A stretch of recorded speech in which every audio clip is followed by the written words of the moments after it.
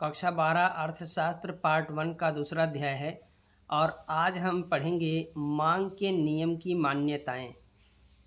एसम्पशन of the law of demand. प्यारे बच्चों, मांग के नियम के बारे में आपको पहले बताया गया है। मांग का नियम ये कहता है कि जब किसी वस्तु का मूल्य बढ़ जाता है तो उसकी मांग घट जाती है, और जब किसी वस्तु का मूल्य घट जाता है तो उसकी मांग बढ़ जाती है। ये मांग का नियम कहता है। लेकिन जो मांग का नियम है वो कुछ शर्तों पर लागू होता है। अगर वे शर्तें पूरी नहीं होती हैं तो मांग का नियम लागू नहीं होता है। तो उसमें आज यही हमको देखना है, मांग के नियम की मान्यताएं, यानी मांग के नियम की क्या शर्तें हैं, किन आधार पर मांग का नियम लागू होता है। तो उन शर्तों को हमें पढ़ना है, यह अत्यंत आवश्यक है। तो आइए देखते हैं इसमें मांग के नियम की मान्यताएं। देखिए, मांग के नियम की जो मान्यताएं हैं, पहला है इसमें उपभोक्ता की आदत तथा रुचियों में कोई परिवर्तन नहीं होना चाहिए। मांग का नियम तब लागू होता है जब उपभोक्ता की आदत और रुचियों में कोई परिवर्तन नहीं होता है, ये एक समान रहती है, एक जैसी रहती है, पहले जैसी रहती है, तब जाकर ये मांग का नियम लागू होता है। अगर ये शर्त पूरी नहीं होती है तो मांग का नियम लागू नहीं होगा।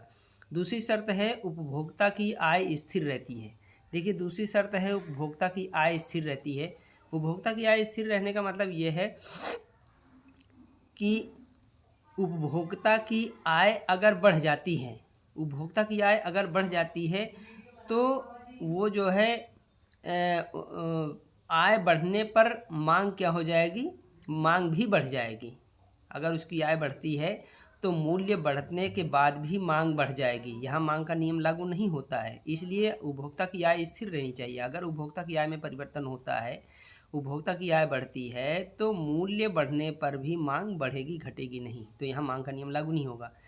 तीसरी शर्त देखिए है इसमें, पूरक तथा स्थानापन्न वस्तुओं का मूल्य अपरिवर्तित रहता है। देखिए, पूरक और स्थानापन्न वस्तुएं मैंने बताई थी आपको।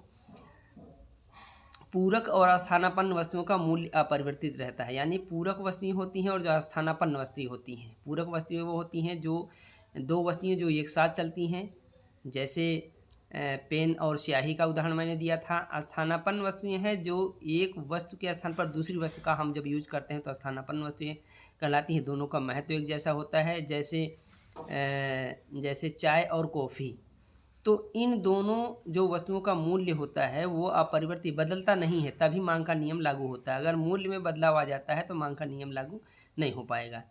इसकी चौथी शर्त है वस्तु विशेष की किस्म समान रहती है। जैसे वस्तु विशेष की किस्म जो है क्या होती है, समान रहती है। कोई भी वस्तु जो हम लेते हैं जिसमें मांग का नियम लागू होता है तो वो उसकी जो किस्म है वो समान होनी चाहिए, अलग नहीं होनी चाहिए। अगर अलग होती है तो उसमें मांग का नियम लागू नहीं हो पाएगा।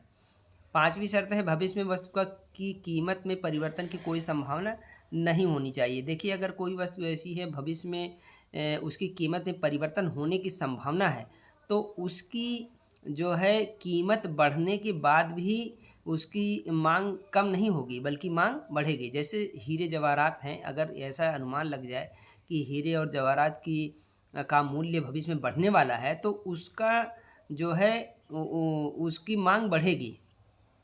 अगर उस दौरान भी उसका मूल्य बढ़ जाता है और ये ऐसा संभावना है कि भविष्य में उसका मूल्य बढ़ेगा तो भी उसकी मांग बढ़ेगी, घटेगी नहीं, क्योंकि संभावना है कि आगे चलकर और महंगा हो जाएगा तो उसकी मांग घटने की बढ़ती जाएगी।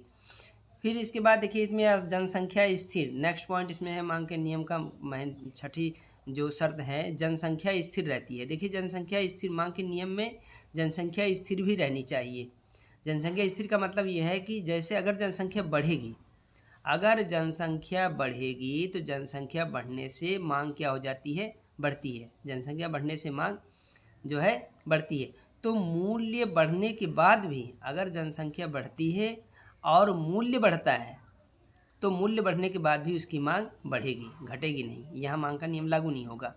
फिर नेक्स्ट पॉइंट है समाज में फैशन, रुचि आदि स्थिर रहते हैं। समाज में फैशन और रुचि जो होते हैं वो भी स्थिर रहने चाहिए, इसमें भी परिवर्तन नहीं होना चाहिए। अगर फैशन में परिवर्तन होता है तो मांग का नियम यहाँ लागू नहीं होता है। फिर नेक्स्ट पॉइंट है वस्तु के उपभोक्ताओं की संख्या में परिवर्तन नहीं होता है। वस्तु के उपभोक्ताओं की संख्या में परिवर्तन नहीं होता है। उपभोक्ता मतलब वही जनसंख्या से जैसा हो गया जो छठा पॉइंट था, उपभोक्ताओं की संख्या में परिवर्तन नहीं होता है, यानी उपभोक्ता की संख्या में परिवर्तन नहीं होना चाहिए, तब मांग का नियम लागू होगा।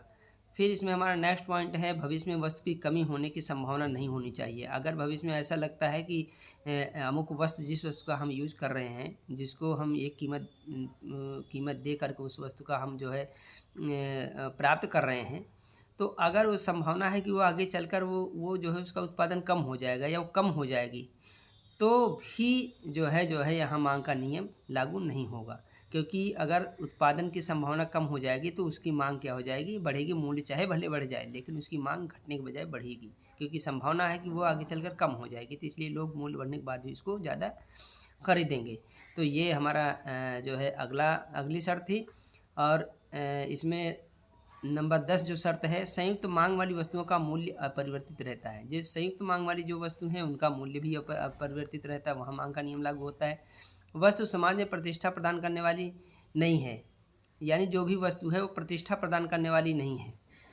प्रतिष्ठा प्रदान करने वाली जो वस्तु होती है उसके मूल्य में अगर वृद्धि हो जाती है तो भी वो जो है क्या हो जाता है, उसके मांग में वृद्धि होती है, वो मांग वहाँ जो है घटती नहीं है। तो यहाँ भी मांग का नियम लागू नहीं होता है।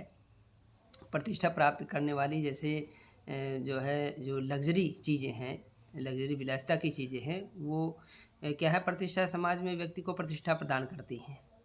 जैसे ज़मीन जायदाद है, मोटर गाड़ी है, ये सब चीज़ें हैं, प्रतिष्ठा प्रदान करने वाली चीज़ होती हैं। तो इनका मूल्य बढ़ने के बाद भी जो है इनकी मांग क्या हो जाती है, जो प्रतिष्ठित लोग हैं वो उसके जो है उसकी मांग में वृद्धि होती है, कम नहीं होती है। तो यहाँ मांग का नियम लागू नहीं होता है। मुद्रा की मात्रा स्थिर रहती है, यानी यहाँ मुद्रा की मात्रा भी स्थिर होनी चाहिए, क्योंकि मुद्रा की मात्रा में अगर वृद्धि हो जाएगी तो मांग का नियम लागू नहीं होगा।